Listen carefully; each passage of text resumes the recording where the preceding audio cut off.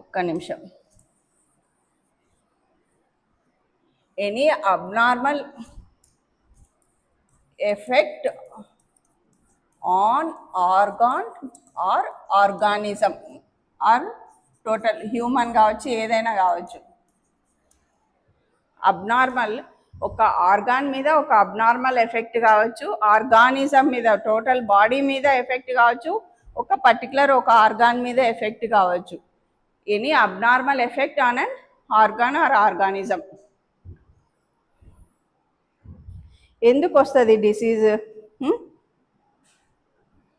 ఈ డిసీజ్ అనేది ఇది ఒక పాయింట్. అయితే డిసీజ్కి పర్టికులర్గా ఇవి సైన్స్, ఈ డిసీజ్కి ఇవి సైన్స్, ఇవి సిమ్టమ్స్ అనేవి ఉంటాయి అన్నమాట.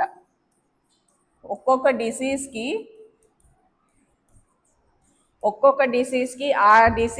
ఆ పర్టికులర్ డిసీజ్కి అవే సైన్స్, అవే సిమ్టమ్స్. ఈ ఒక మనిషిలో ఒక డిసీజ్ వస్తే ఒక రకం సైన్స్, ఒక రకం సిమ్టమ్స్. అదే డిసీజ్ ఇంకో మనిషిలో ఇంకో రకం సైన్స్, ఇంకో సిమ్టమ్స్ ఉండవు.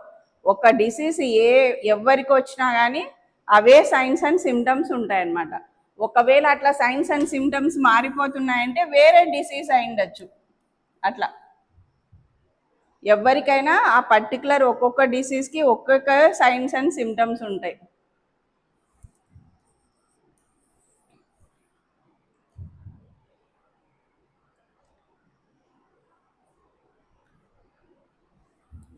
తర్వాత కాజెస్ ఆఫ్ డిసీజ్ వచ్చి ఇవి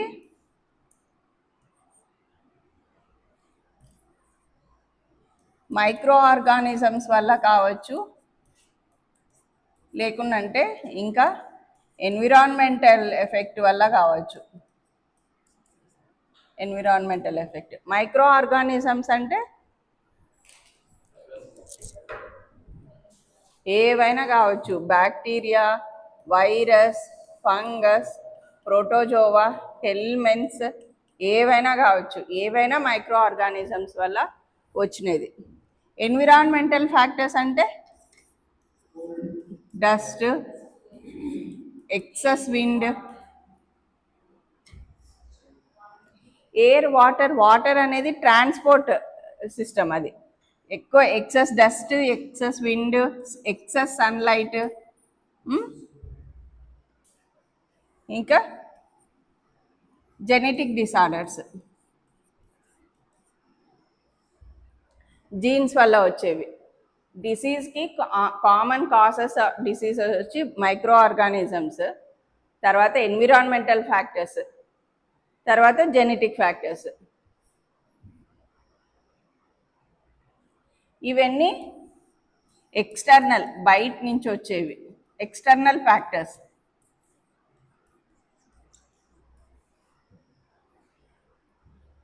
జెనెటిక్ అయినా అని మన ముందు జనరేషన్ వాళ్ళ నుంచి వస్తుంది కాబట్టి ఇది ఎక్స్టర్నల్ కిందనే చెప్తున్నా. ఎక్స్టర్నల్ కాకుండా మన ఇంటర్నల్, మన బాడీలో వల్ల వచ్చే వాటివే ఇంటర్నల్ ఫ్యాక్టర్స్. ఇంటర్నల్ ఫ్యాక్టర్స్ వచ్చి immunity.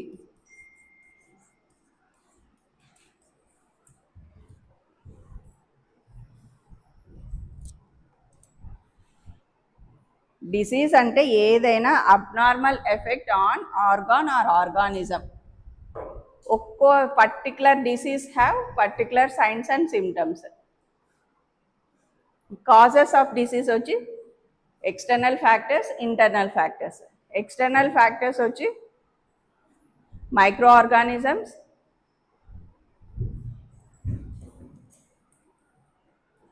Environmental factors, genetic factors.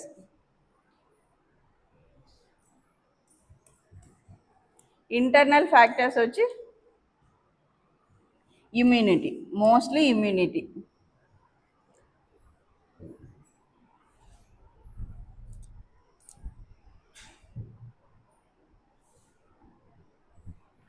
Genetics వల్ల కూడా ఇంటర్నల్ ఫ్యాక్టర్స్, జెనెటిక్ ఎక్స్టర్నల్గా ఉండొచ్చు, మనకి ఇంటర్నల్గా కూడా వస్తుంది.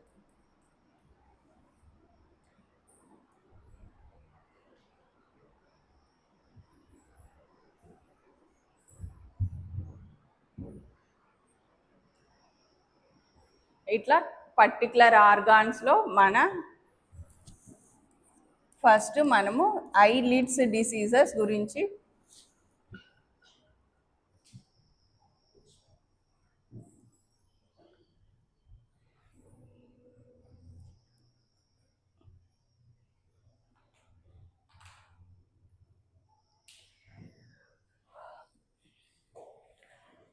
ఐలిడ్ డిసీజెస్ అంటే ఏమేమి వస్తాయి ఐలిడ్ డిసీజెస్? ఇంకొకటి వచ్చి డిసీజెస్ ఇవి ఎక్స్టర్నల్ ఇంటర్నల్ ఫ్యాక్టర్స్ కాకుండా మాల్ ఫార్మేషన్స్ అంటారు. మన కంజెంటల్ మాల్ ఫార్మేషన్స్ అంటే పుట్టుక లోపాలు, పుట్టడంలోనే ఏదో ఒకటి లేకనో లేకుంటే నార్మల్ పొజిషన్లో లేకుండా అబ్నార్మల్ పొజిషన్లో వచ్చేవి ఏదైనా, అవి మాల్ఫార్మేషన్, కంజెనిటల్ మాల్ఫార్మేషన్స్.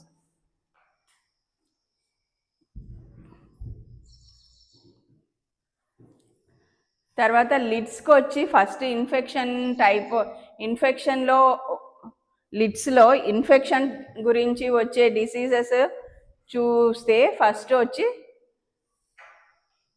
బ్లిఫరైటిస్.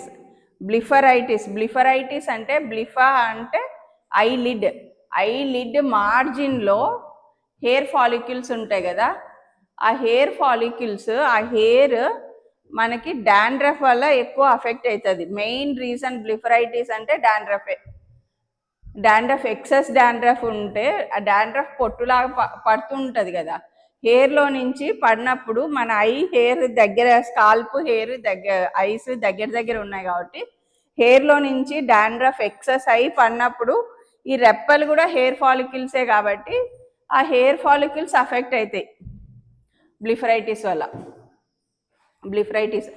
ఐటిస్ అంటే ఇన్ఫ్లమేషన్ అని ఆల్రెడీ చెప్పినాను నేను. బ్లిఫా అంటే లిడ్ మార్జిన్లో ఇన్ఫ్లమేషన్ వల్ల ఈ బ్లిఫరైటిస్ వస్తుంది. డాండ్రఫ్ ఎక్కువ కావడం వల్ల బ్లిఫరైటిస్ వస్తుంది. బ్లిఫరైటిస్ సైన్స్ అండ్ సిమ్టమ్స్ ఏముంటాయి? సైన్స్ క్రస్ట్, పక్కుల్లాంటివి, ఐలిడ్ మార్జిన్ మీద పక్కుల్లాంటివి వస్తాయి. క్రస్ట్ లైక్ డిశ్చార్జ్ ఉండేది ఇంకా దేంట్లో ఉండదు. లిడ్ మీద పక్కుల్లాంటివి ఉన్నాయంటే బ్లిఫరైటిస్, ఇంకా ఏం ఆలోచించని అవసరం లేదు.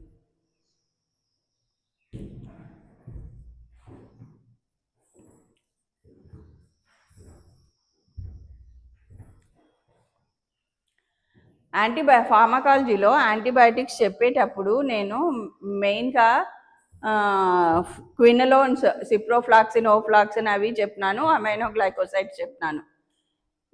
దీనికి వచ్చి మనము బ్లిఫరైటిస్కి డాండ్రఫ్ కోసము వాడేది యాంటీఫంగల్ వచ్చి హెయిర్ కోసము కిటకొనజోల్ యాంటీఫంగల్ యూజ్ చేస్తాము. తర్వాత ఇది బ్లిఫరైటిస్ అజిత్రోమైసిన్ అనే ఆయింట్మెంట్ ఎక్కువ యూజ్ చేస్తామన్నమాట. ఆ అజిత్రోమైసినే బ్లిఫరైటిస్కి స్పెసిఫిక్, ఒక్కో డిసీజ్కి స్పెసిఫిక్ టైప్ ఆఫ్ యాంటీబయాటిక్ ఉంటుంది. ఈ అజిత్రోమైసిన్ మనకి ఐ డ్రాప్స్ రూపంలో చాలా తక్కువ, ఆయింట్మెంట్లే ఎక్కువ అన్నమాట. అజిత్రోమైసిన్, ఎరిథ్రోమైసిన్ కూడా సేమ్ టైప్ ఆఫ్ డ్రగ్. కానీ ఎరిథ్రోమైసిన్ మనకి ఫార్మాస్యూటికల్ కంపెనీస్ ప్రొవైడ్ చేస్తేనే మనం రాయగలం కదా, మనమేం అజిత్రోమైసిన్ తెచ్చి ఎరిథ్రోమైసిన్ తెచ్చి ఇవ్వలేం. ఏ కంపెనీ దగ్గర ఎరిథ్రోమైసిన్ ఆయింట్మెంట్ లేదు, చాలా తక్కువ, అసలు నాకు తెలిసి ఏది లేదు. అజిత్రోమైసినే దాదాపు చాలా కంపెనీస్లో ఉంది అజిత్రోమైసిన్ ఆయింట్మెంట్. కాబట్టి erythromycin, azithromycin same group of drugs. ఆ బ్లిఫరైటిస్ ఉంటుంది కదా, ఆ పక్కులు బాగా క్లీన్ చేసుకోవడానికి మామూలుగా జనరల్గా జాన్సన్ బేబీ షాంపూతో ఐస్ క్లీన్ చేసుకొని ఆయింట్మెంట్ అప్లై క్లీన్ చేయకుండా ఊరికే అప్లై చేస్తే మనకి యాక్షన్ తక్కువ ఉంటుంది, లోపల వరకు డ్రగ్ పోలేదన్నమాట. కాబట్టి కంపల్సరీ బాగా క్లీన్ చేసుకొని ఫేస్ వాష్ చేసుకున్నాక ఆయింట్మెంట్ అప్లై చేసుకోండి అని చెప్పాలా. ఒకవేళ ఎక్కువ ఏమంటారు, ఎక్కువ హైజీన్ లేకుండా ఎక్కువ పక్కులు ఉంది అనుకుంటే అప్పుడు జాన్సన్ బేబీ షాంపూ వేసి కొంతసేపు పెడితే అవి సాఫ్ట్ అయిపోయి ఈజీగా రిమూవ్ అయిపోతాయి అన్నమాట. క్లీన్ చేసుకున్నాక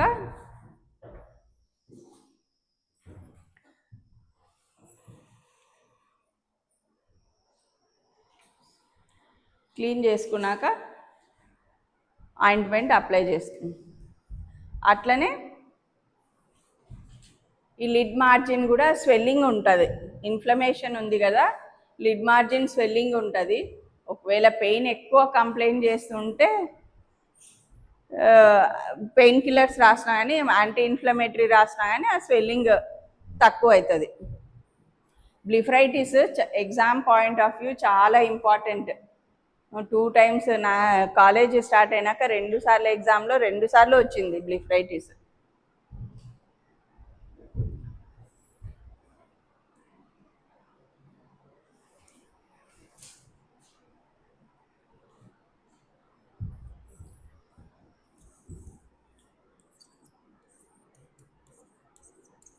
డిసీజెస్ ఆఫ్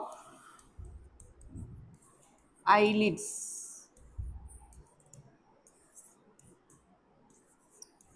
వన్ వచ్చి బ్లిఫరైటిస్.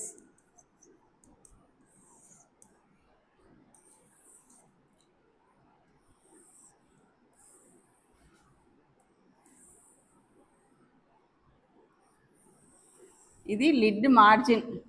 లిడ్ మార్జిన్లో హెయిర్ ఫాలికల్స్ ఉంటాయి కదా,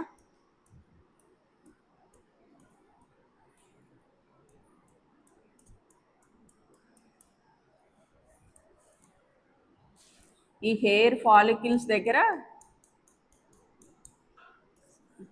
మనకు డైరెక్ట్ టార్చ్ లైట్లో కనిపించకున్నా కానీ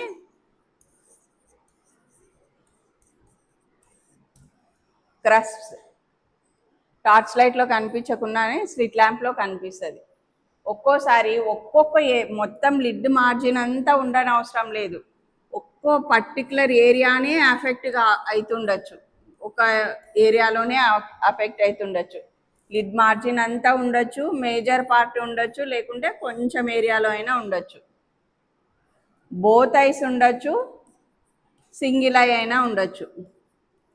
ఎక్కువ బోత్ ఐసే వస్తుంది, ఎందుకంటే తల ఒకటే ఉంది కదా 2 కళ్ళకి, కాబట్టి 2 కళ్ళు ఎఫెక్ట్ అవుతాయి. బోత్ ఐసే ఎక్కువ. మీరు ఏ డిసీజ్ అయినా కానీ వచ్చినప్పుడు ఫస్ట్ బ్లిఫరైటిస్ డెఫినేషన్ రాసి ఇన్ఫ్లమేషన్ ఆఫ్ ఐలిడ్ మార్జిన్,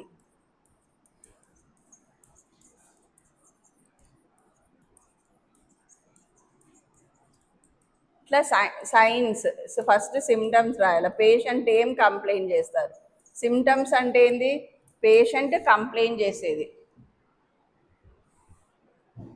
ఏం కంప్లైంట్ చేస్తారు, కొంతమంది స్పెసిఫిక్గా క్రస్ట్ కంప్లైంట్ చేయొచ్చు, పక్కులు వస్తున్నాయని చెప్పచ్చు. కొంతమంది డిశ్చార్జ్ స్టిక్కీనెస్ ఆఫ్ ఐలిడ్స్ అని చెప్తారు, అతకపోతున్నాయి, గుల్లలు అవుతున్నాయి అని కూడా చెప్తారు.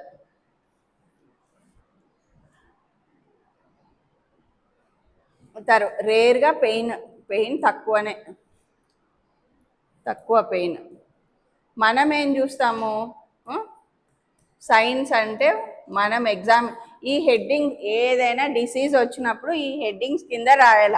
ఫస్ట్ ఆ డిసీజ్ డెఫినేషన్ రాయాల. డెఫినేషన్ రాసినాక మీకు ఏమైనా కొన్ని దానిలలో ఎందుకు వస్తుంది అని, దాన్ని పెథాలజీ అంటారు. ఎందుకు వస్తుంది అంటే పెథాలజీ. ఇది హెడ్డింగ్ పెట్టకున్నా కాజెస్ అని అయినా పెట్టచ్చు. కాజెస్ ఏదో ఒక హెడ్డింగ్ పెట్టి, మోస్ట్లీ డాండ్రఫ్ ఉండే వాళ్ళకు వస్తుంటుంది, డాండ్రఫ్ వల్ల వస్తుంది అని. సైన్స్ ఏమొస్తుంది, సైన్స్ ఏం చూస్తాం మనము, సైన్స్ మనం ఏం చూస్తాము, బ్లిఫరైటిస్లో ఐలిడ్ మార్జిన్ ఫస్ట్ చూసేది క్రస్ట్లు చూస్తాం. క్రస్ట్ గమనించవచ్చు, టార్చ్ లైట్ వేసి చూసినప్పుడు ఫస్ట్ క్రస్ట్లు కనిపిస్తుంది. తర్వాత ఐలిడ్ మార్జిన్ స్వెల్లింగ్ ఉంటుంది, స్వెల్లింగ్ కొంచెం రెడ్నెస్ కూడా ఉంటుంది. ఐలిడ్ మార్జిన్ రెడ్నెస్ స్వెల్లింగ్ ఉంటుంది.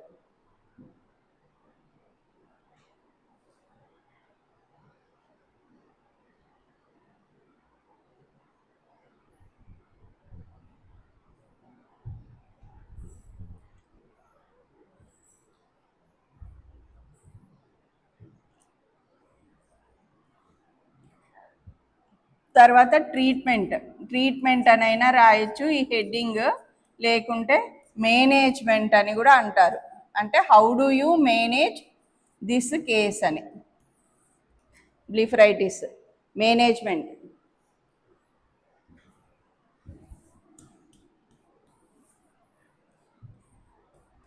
Antibiotic ointment for eyelids, eyelid margins.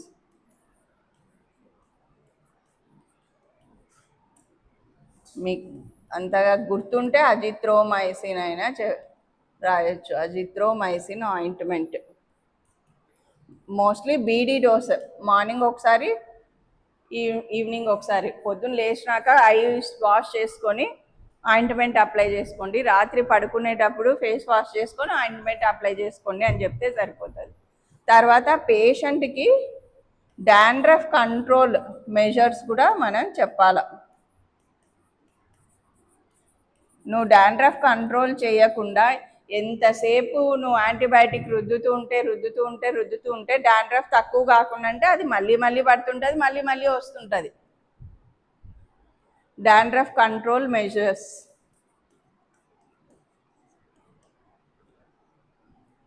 Dandruff అంటే అది ఒక టైప్ ఆఫ్ ఫంగస్ కాబట్టి కీటోకొనజోల్ ఎక్కువ చెప్తుంటాం. షాంపూ వస్తుంది, కీటోకొనజోల్ షాంపూ.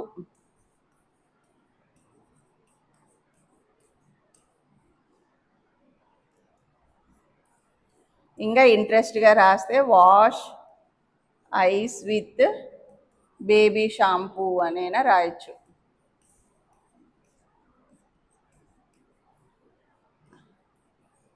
హైజీన్ మేనేజ్మెంట్, హైజీన్ గురించి క్లెన్లీనెస్. మోస్ట్లీ హాస్టల్లో ఉండే వాళ్ళకి ఎక్కువ గమనించిన నేను, రోజు తల దూకోరేమో, రోజు జడలు వేసుకోరేమో అమ్మాయిలు. హాస్టల్లో ఉండే వాళ్ళకి ఎక్కువ వస్తుంటుంది అది. వాళ్ళకి పొడుగు జుట్లు ఉండి రోజు తల దూవకుండా అంటే ఇట్లా ప్రాబ్లమ్స్ అన్నీ ఎక్కువ వస్తుంటాయి.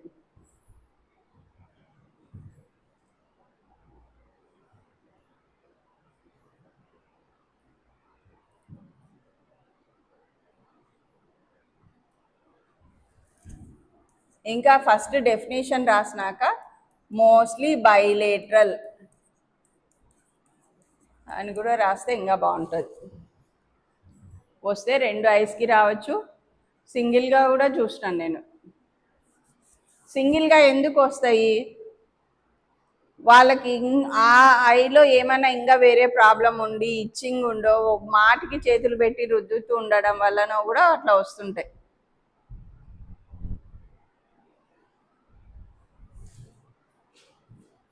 ఇది బ్లిఫరైటిస్.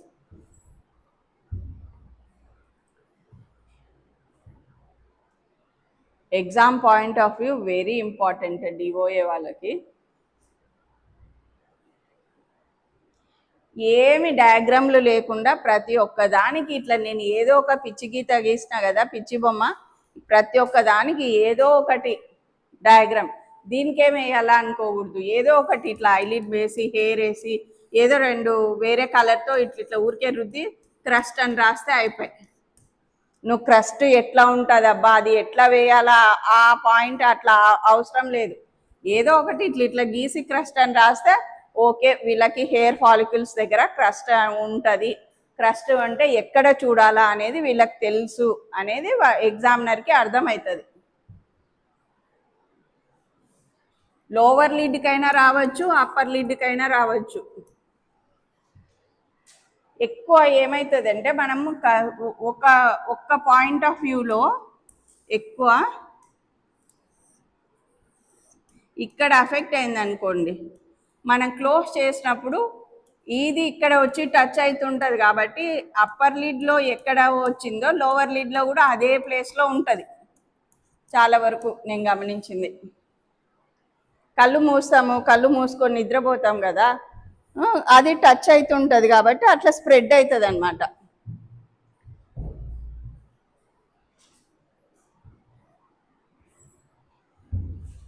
అన్నిటికీ మించి మీరు ఆఫ్థాల్మిక్ అసిస్టెంట్ కాబట్టి హైజీన్ పాయింట్లు మెన్షన్ చేయాల. మీరు అజిత్రోమైసిన్ ఆయింట్మెంట్ రాసినారా, ఎరిథ్రోమైసిన్ రాసినారా, అమాక్సిఫ్లాక్సిన్ రాసినారా అనేది చూడరు. మీ దగ్గర చూసేవి ఇట్లా పాయింట్సే. హైజిన్ గురించి ఎక్స్ప్లెయిన్ చేసి ఎలా పేషెంట్కి అనేది. డాండ్రఫ్ వాళ్ళకి కావాలంటే మన ఈ ఏమంటారు కెమికల్ షాంపూ రాయొచ్చు, లేకుంటే వాళ్ళు ఇంకా వేరే ఏమైనా ఫోర్స్ చేయని అవసరం లేదు. వాళ్ళకి ఏమైనా మెజర్స్ ఉన్నాయి, వాళ్ళు పాటించేవి ఏమైనా ఉన్నాయంటే ఏవో ఒకటి కంట్రోల్ చేసుకునే మెజర్స్ మీరు చూసుకోండి అని చెప్పాలా. అంతేగాని ఇదే వాడు అదే వాడు అని చెప్పని అవసరం లేదు.